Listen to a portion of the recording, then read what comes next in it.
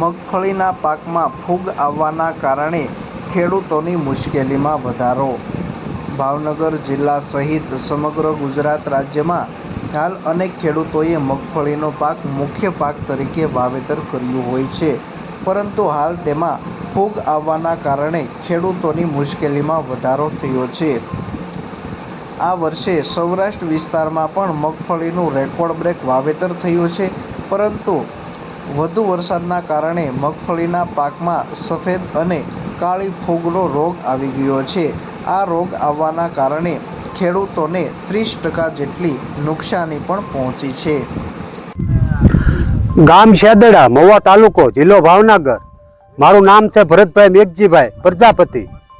અમારે ખેડૂતની કઠણાઈ તમે જોવો, ધોળી ફૂગ છે, પછી કાળી છે, કાંઈ વાંહે દેખાતું નથી અમને. અને આ તમારે છોડવા જોઈ લો અમારા. આમાં જોવો તમે, આમાં હું ભાળશું અમે.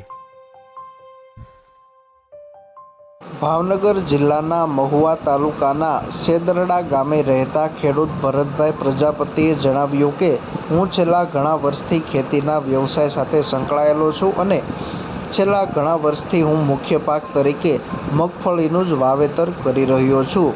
આ વર્ષે પણ મેં મગફળીનું વાવેતર કર્યું હતું, પરંતુ તેમાં હાલ રોગ આવી ગયો છે અને જેના કારણે મગફળીના છોડ ધીરે ધીરે હવે સુકાવા લાગ્યા છે, જેથી ખેડૂતોને નુકસાની ભોગવવાનો વારો આવ્યો છે.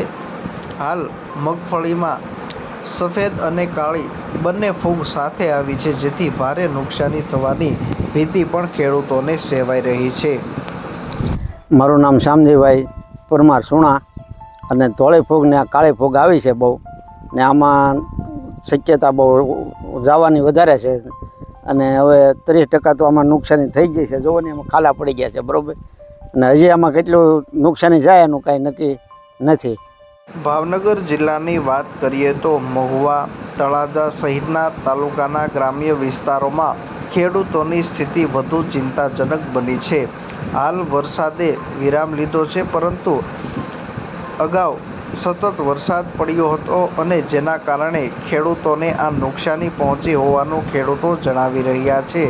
ખેડૂતોનો હાલ મગફળીનો પાક 1 મહિનાથી લઈને 2 મહિનાની આસપાસનો થયો છે, પરંતુ તેમાં ફૂગ આવવાના કારણે હવે આ તૈયાર થતો પાક સુકાવા લાગ્યો છે અને ખેડૂતોની ચિંતામાં વધારો થયો છે.